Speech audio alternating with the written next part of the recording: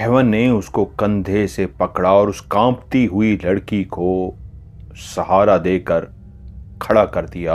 और तभी केवन की निगाह उसके चेहरे की खूबसूरती और उसके वजूद पर गई तो वो देखता ही रह गया। ऐसा खूबसूरत वजूद और ऐसा हसीनो जमील चेहरा वो सोच भी नहीं सकता था कि इतनी खूबसूरत लड़की जिसकी उम्र कोई 24-25 साल थी उसको वो जालिम इंसान मारने लगा था। वो तो अच्छा हुआ कि वो वहां पे पहुंच गया। तभी उसने उससे पूछा, तुम्हारा नाम क्या है? वो लड़की आगे से खामोश रही। उसने उससे फिर से पूछा, तुम्हारा नाम क्या है? उस लड़की ने आंखें उठा के उसको देखा, जैसे कह रही हो कि मैं तुम्हारे सवाल का जवाब कैसे दूं, मैं तो बोल नहीं सकती। तो उसने फिर से इंग्लिश में उससे रिपीट किया, क्या तुम मेरी लैंग्वेज को अंडरस्टैंड कर सकती हो? वो आगे से फिर भी खामोश रही। उसने कई तरह के सवाल जवाब किए। लड़की जब बिल्कुल खामोश रही तो उसको लगा कि या तो ये किसी गहरे सदमे में है, अभी तक इसका वजूद कांप रहा है, अभी तक ये नॉर्मल नहीं हो सकी। वैसे भी ठंड है, इसके वजूद पे कपड़े नहीं हैं, बहुत तेज़ बारिश हो रही है और सर्दी का सा मौसम है। और जिस अंदाज में ये अभी लेटी हुई थी, ये तो ज़िंदगी की बाजी हार चुकी थी। इसको तो मौत यकीनी लग रही थी। ये तो आखिरी लम्हे में पहुंच गया, इसको बचा लिया तो बेहतर है। अभी सवाल जवाब करने की बजाय मुझे इसकी मदद करनी चाहिए। वो उससे बोला, आओ मेरे साथ। और उसने उसको उसके बाजू से पकड़ा तो वो उसके साथ चल पड़ी। और वो जैसे जैसे उसकी तरफ चल पड़ी, केवन मुड़ मुड़ के उसके चेहरे की तरफ देखता। उसका चेहरा बिल्कुल किसी भी जिंदगी के आसार से महरूम था। जैसे इंसान के अंदर खुशी होती है, वो बच गया, उसको नई जिंदगी मिल गई। वो बिल्कुल, उसके चेहरे पे कोई भी एक्सप्रेशन नहीं थे। वो चलती हुई जा रही थी और वो उसके खूबसूरत से चेहरे को देखता और फिर उसके उस इंतहाई खूबसूरत तराशे हुए बदन को देखता। यूं दोनों चलते चलते केवन के घर पहुंच गए। जब बीवी ने दरवाजा खोला तो वो देख के हैरान रह गई। उसका शौहर एक ऐसी लड़की के साथ खड़ा था जिसका जिस्म बारिश से भीग रहा था, शौहर भी भीगा हुआ था। और बीवी एकदम से हैरान हुई, बोली, सब खैरियत? ये कौन है? तो केवन ने कहा, अंदर चलो, मैं सारा माजरा बताता हूं। यूं केवन और वो लड़की अंदर दाखिल हुए। एक कुर्सी पे जाके केवन ने उसको बिठा दिया। उसका वजूद अभी भी कांप रहा था। उसके बालों से अभी भी बारिश के कतरे गिर रहे थे और अभी भी उसका पूरा वजूद बारिश से भीगा हुआ था। बीवी ने कहा, इसको टॉवल ला के दो। शौहर ने कहा, केवन ने कहा, और बीवी जल्दी से गई और उसके लिए टॉवल लेके आई। उसके टॉवल जिस्म पे लपेट दिया गया ताकि इसके जिस्म को हरारत मिले। और तब केवन ने पूरी बात बीवी को बता दी कि किस तरह वो कौन था। लेकिन शायद ये अभी सदमे में है, मैं नहीं जानता इसके साथ क्या मामला है, लेकिन ये अभी बोल नहीं रही। मैंने कई सवाल जवाब पूछे हैं लेकिन किसी भी सवाल का ये जवाब नहीं दे रही।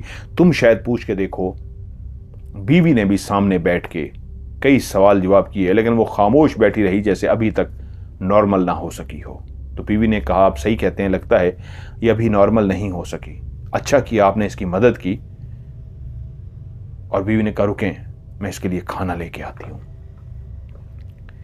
बीवी उसके लिए खाना लेके आई। उसके सामने खाना रख दिया गया और दोनों उसको रिक्वेस्ट करने लगे कि खाना खा लो, लेकिन वो बैठी रही। बार बार जब केवन की बीवी ने रिक्वेस्ट की तो उसने थोड़ा सा खाना खा लिया। और उसके बाद उसकी केवन की बीवी बोली, मैं इसको रूम में छोड़ के आती हूं। केवन की बीवी लेके उसको साथ एक जो रूम था, खाली काफी रूम थे उस घर के अंदर, उस रूम के अंदर लेके गई। उसको बिस्तर पर लिटाया और चादर उसके ऊपर डाल दी और कहा, सो जाओ। जब वो वापस आई तो केवन वहीं पे बैठा हुआ था। बोली, आप भी कपड़े चेंज कर लीजिए। केवन ने भी कपड़े वगैरह चेंज कर लिए और वो दोनों जब बैठे खाना खा रहे थे तो उसने पूछा,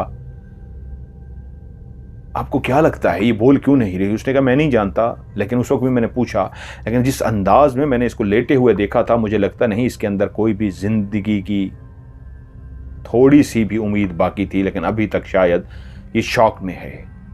जिस तरह वो शख्स इसके गर्दन पर वार करने लगा था, इसके हाथ नहीं बंधे हुए थे, ये हिम्मत हार चुकी थी। वरना कोई किसी की गर्दन जब काटने लगता है तो इंसान हाथ पांव चलाता है, चीखता चिल्लाता है, भागता है। लेकिन जिस तरह ये लेटी हुई थी, मैं समझ गया ये डर गई है, इसको शॉक पहुंचा है। मुझे अभी भी लगता है ये सदमे में है, अभी इसको आराम करने दें। केविन बोला, फ्रिज में सब कुछ मौजूद है या अभी कुछ और लाने वाला है? उसने कहा नहीं, आते ही हम लोग जितना ले आए थे, गोश्त वगैरह, अंडे, ये वो सब कुछ बेन था, मौजूद है।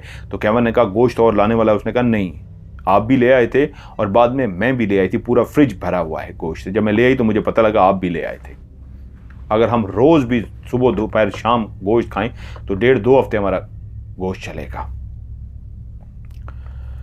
अब केविन की एक आदत थी, यहाँ एक नॉर्मल सी बात है इस मुल्क के अंदर, लोग जब रात को सोने लगते हैं तो वो बैठ के पहले शराब पीते हैं, 1-2 पैक पीते हैं और उसके बाद फिर वो सो जाते हैं। बीवी और बच्चे सोने के लिए चले गए और केविन ने कहा तुम चलो बेडरूम में, मैं आता हूं। केविन ने अपनी शराब निकाली और वो शराब पीना शुरू हो गया कि 1-2 पैक पीने के बाद फिर मैं जाकर कमरे में सो जाऊंगा। उसने ऐसे ही 1-2 पैक अपने लगाए और उसके बाद वो उठा और कमरे में जाके सो गया। लेकिन जैसे वो कमरे में सोने के लिए जा रहा था तो बार बार केविन के दिल में उस लड़की का ख्याल आ रहा था। उसका खूबसूरत वजूद जो उसने देखा था वो बार बार उसकी आंखों में छा रहा था, उसके दिमाग पे एक नशा सा पैदा कर रहा था। इतनी हसीन और जमील और इतनी खूबसूरत बदन की मालिक लड़की उसने देखी थी तो उसके दिमाग पे वो छा सी गई थी। वो दोनों मियाँ बीवी सुबह उठे, बच्चे उठे, नाश्ता वगैरह किया तो केविन ने कहा मुझे तो मैं उसको नाश्ता देकर आता हूं। केविन उसको नाश्ता देने के लिए गया तो वो बिस्तर पर लेटी हुई थी, वो जाग गई थी। केविन ने नाश्ता उसके आगे रख दिया और उसे इशारों में कहा कि ये नाश्ता खा लो। 1-1.5 घंटे के बाद बीवी ने कहा मैं बर्तन लेके आती हूं, और बीवी जब गई तो देखा नाश्ता वैसे का वैसा रखा हुआ है। वो नाश्ता लेके आई और कहा उसने नाश्ता तक भी नहीं खाया। तो केविन ने कहा हम भी तो शहरी आबादी से बहुत दूर हैं, इसको थोड़ा सा नॉर्मल हो लेने दो, कोई बात नहीं है, ये थोड़ी सी नॉर्मल हो जाए खुद ब खुद ये वो हो जाएगी। और उसके बाद फिर मैं जाऊंगा इर्द गिर्द किसी से मदद लेके पूछ के इस इलाके में, क्योंकि उस इलाके में वो भी सिर्फ अपने घर तक आते थे, हमसाए दूर दूर थे, जंगल ही जंगल था। ऐसी जगहों पे ये होता है कि आप गाड़ी चलाते रहते हैं 5, 10 या 15 मिनट बाद जंगल के एक और घर आता है, फिर आप गाड़ी चलाते रहते हैं 10-15 मिनट के बाद फिर एक और घर आता है, यानी गाड़ी के भी 5-10 मिनट के बाद एक घर आता है। उन्होंने कहा आज इसको रेस्ट करने दो, कल तक उम्मीद है ये नॉर्मल हो जाएगी। उन्हें उसको दिन को खाना दिया, उसने थोड़ा सा खाना खा लिया, लेकिन वो अपने कमरे में ही रही और रात का टाइम हो गया तब भी केविन की बीवी ने उसको खाना वगैरह दिया और उसने थोड़ा सा खाना खाया, बीवी बर्तन ले आई। लेकिन अब वो कह रही थी अब काफ़ी बेहतर महसूस कर रही है। उसने गर्दन हिला के मेरा शुक्रिया अदा किया है, लेकिन बात नहीं कर पा रही, शायद बोलती नहीं है या क्या मसला है, लेकिन गर्दन हिला के उसने मेरा शुक्रिया अदा किया, अब वो काफ़ी बेहतर हो रही है। तो आपने ठीक कहा था, वो ठीक हो रही है। फिर से एक अगली रात थी, केविन उसी तरह अकेला बैठा शराब की बोतल खोल रहा था। बीवी सोने के लिए चली गई थी कि मैं 1-2 पैक लगाऊं और उसके बाद जाके मैं सो जाऊंगा। लेकिन आज पता नहीं क्यों जब उसको देख के आया था तो फिर से उसके अंदर वो छा सी गई थी, खुमारी सी आ गई थी, एक नशा सा उसका छाने लग गया था। वो वहां शराब बैठ के पी रहा था कि थोड़ी देर के बाद दरवाजा खुला। उसी कमरे का दरवाजा जिस कमरे के अंदर वो लड़की लेटी थी। उसने देखा अभी तक वो उसी छोटे से कपड़े के लिबास के अंदर थी। बीवी ने उसको कपड़े वगैरह पहनने के लिए दे दिए थे जो उसने तब्दील नहीं किए थे, अभी भी उसके वही लिबास उसके वजूद पे था, छोटे छोटे से 2 कपड़े जिससे उसने जिस्म को सिर्फ ढांप रखा था। वो सामने आके खड़ी हो गई, केविन को देखती रही जैसे कह रही हो अगर आना है मेरे कमरे में तो आ जाओ, और वापस लौट गई, लेकिन दरवाजा खुला छोड़ के गई। केविन के दिल में कभी भी ऐसी बात नहीं आई थी, लेकिन जब से उसने उसको देखा था तो उसके दिमाग पे एक नशा सा सवार हो गया था, इसलिए उसको समझ ही कुछ नहीं आया। वो आराम से उठा और चलता हुआ उस कमरे की तरफ जाना शुरू हो गया जिसका दरवाज़ा वो खोल के गई थी।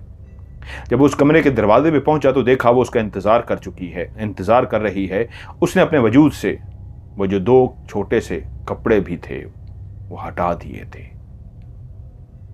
शायद केविन इसके लिए तैयार नहीं था, वो पहले ही शराब के नशे में था और ऊपर से उसके दिमाग पे वो छाई हुई थी। वो चलता हुआ उसके करीब चला गया और बिल्कुल करीब जाके उसके बैठ सा गया। और उसके ऊपर एक नशा सा सवार हो रहा था उसके वजूद का, और वो अपने ऊपर कंट्रोल नहीं कर पा रहा था और वो उससे लिपट गया। पता नहीं कैसे उसकी बीवी उठी और उठ के आई और देखा शौहर नहीं है, दरवाजा खुला हुआ था। वो दरवाजा खोल के गई थी, इसने भी दरवाजा बंद नहीं किया, अभी दरवाजा खोल के चला गया। उसको यकीन था बीवी कहां आएगी। वो तो खुद जाता था और बीवी सो रही होती थी, जाके सो जाता था, लेकिन बीवी के दिल में पता नहीं क्या आई और बीवी चलती हुई उस खुले हुए दरवाजे के अंदर जब आई तो शौहर को देखा, शौहर उसके वजूद से लिपटा हुआ है। और जैसे ही शौहर की निगाह बीवी पे पड़ी और एकदम से वो पीछे हट गया, उसने उसको छोड़ दिया और एकदम से हड़बड़ा गया कि ये क्या हो गया। बीवी गुस्से से पैर पटकती हुई वापस मुड़ी और वो भी बीवी के पीछे भागता हुआ गया बीवी को मनाने के लिए, लेकिन बीवी ने कहा ये तुमने बहुत गलत किया।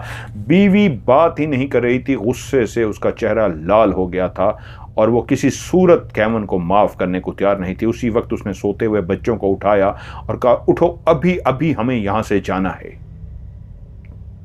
उसने दोनों बच्चों को जैसे कैसे उठाया, सामान उठाया, गाड़ी की चाबी उठाई, चलती हुई सीधी बाहर गई, जाके गाड़ी में बैठी बच्चों को बिठाया, गाड़ी स्टार्ट की और गुस्से से वहां से गाड़ी रवाना हो गई। और वो रोकता ही रह गया, बीवी को समझाता ही रह गया, क्योंकि उसको खुद भी हवास भागता था कि जो कुछ वो कर चुका था वो कैसे सफाई पेश करता, क्या कहता। वो लिपटा हुआ था उसके वजूद से और बीवी ने उसको अपने आंखों से देखा था, वो क्या सफाई पेश करता। बीवी जब वहां से चली गई तो वापस चलता हुआ आया और आके फिर से उसी तरफ जहां उसकी बोतल रखी हुई थी, वो रोजाना 2 पैग लगाता था, आज वहां पे आके दोबारा से उसने एक पैग बनाया कि मेरा दिमाग फट रहा है, ये क्या हो गया है मुझसे। फिर से उसने शराब पी, एक और चौथा पिया, लेकिन जब चौथा उसने लगाया तो उसका दिमाग घूमना शुरू हो गया। उसका दिमाग शाएं शाएं कर रहा था, बीवी चली गई है, मैं बीवी को कैसे कवर करूं। और फिर उसको समझ नहीं आई, वो एक पे एक शराब का बोतल खत्म कर गया। वो कहां गिरा कहां सोया वो नहीं जानता था। जब सुबह हुई तो उसने देखा वो उसी बिस्तर पे लेटा हुआ है जिस बिस्तर पे वो लड़की लेटी थी। और जब उसकी आंख खुली तो वो लड़की भी उसके बगल में लेटी हुई थी। और तब उसको एहसास हुआ उसके वजूद पे भी कोई कपड़ा नहीं है और लड़की के वजूद पे भी कोई कपड़ा नहीं है। और जल्दी से उठ के बैठ गया, लेकिन लड़की ने प्यार भरी निगाहों से उसको ऐसे देखा कि वो सब कुछ फिर से भूल गया और उस लड़की में खो सा गया। उस लड़की का वजूद, उस लड़की का हुस्न उस पर ऐसा जादू कर रहा था कि वो इतना बड़ा सानिया हो गया था। उसकी बीवी, वाकया हो गया था कि बीवी नाराज होकर चली गई थी, लेकिन वो उसमें गुम सा हो गया। वो लड़की उसको इशारा करके कि हाँ आप लेटो, मैं आती हूं, वो उठ के गई। अब वो काफी फ्रेश नजर आ रही थी, उसका खौफ वगैरह खत्म हो गया था। वो चलती हुई गई और थोड़ी देर के बाद जब आई तो उसके लिए नाश्ता बना कर ले आई थी। वो खुश हो गया, उसने बैठ के नाश्ता किया और वो बर्तन लेकर चली गई। और उसके बाद दिन का खाना, रात का खाना, वो उसके लिए खाना तैयार कर रही थी और उसको ऐसा लजीज खाना खिला रही थी कि उससे पहले उसने ऐसा शानदार मजेदार खाना नहीं खाया था। उसके हाथ में जादू था, फ्रिज में बेइंतहा सामान पड़ा था, किसी चीज की कमी नहीं थी और उसके लिए पका रही थी। वो बहुत खुश था। 2 दिन उसके साथ कैसे गुजरे उसको पता ही नहीं चला। वो कहता है मेरी जिंदगी के ऐसे खूबसूरत लम्हात थे जो इससे पहले मैंने ऐसे लम्हात नहीं गुजारे थे। मैं उस लड़की के सरूर में ऐसा महव हो गया था, उसका नशा मुझ पे सर चढ़ के ऐसा बोल रहा था कि मुझे कुछ होश नहीं था। मैं बिस्तर पे ही लेटा रहता, बस थोड़ी देर के लिए बाहर इधर उधर घूमता और आके बिस्तर पर लेट जाता और वो हर वक्त मेरे पास होती। रात को हम इकट्ठे सोते ऐसे जैसे हम दोनों मियाँ बीवी हों। अब उसमें और मेरे बीच में सिर्फ एक चीज थी कि वो बोलती नहीं थी, बात नहीं करती थी, बाकी वो खाना पका रही थी, सब कुछ वैसा ही मेरे लिए कर रही थी जैसे बीवी करती, और बिस्तर में भी रात को ऐसे ही सोती थी जैसे मेरी बीवी मेरे साथ सोती थी। और उसके साथ रात को जिस्मानी ताल्लुक बनाते हुए मुझ पे ऐसा नशा चढ़ता कि मैं जब सुबह उठता तो मुझे लगता है कि रात मेरी जिंदगी की सबसे खूबसूरत रात थी। ये तीसरी रात थी कि मेरी रात को आंख खुली। मैंने देखा बिस्तर खाली था, मैं अकेला लेटा था, वो लड़की मेरे साथ नहीं थी। मैं एकदम से उठा, उसको देखूं वॉशरूम में होगी, उसको आवाजें दी, वॉशरूम में भी नहीं थी। मैं एकदम परेशान हो गया, कहीं कुछ को परेशानी तो नहीं हो गई, कहीं चली तो नहीं गई। मैं उसको आवाजें देना शुरू हो गया और इधर उधर आवाजें देखते हुए वो सामने आ रही थी, घर में ही मौजूद थी। और वो आके ऐसे मुस्कुराई कि फिर से मुझे सब कुछ भूल गया, और वो चलती हुई आई और आके मेरे साथ सो गई। अगले दिन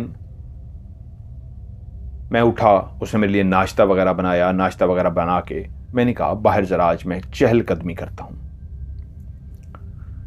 मैं चहलकदमी करने के लिए घर के बाहर निकला। सब्जे के ऊपर नंगे पांव मैं वॉक कर रहा था,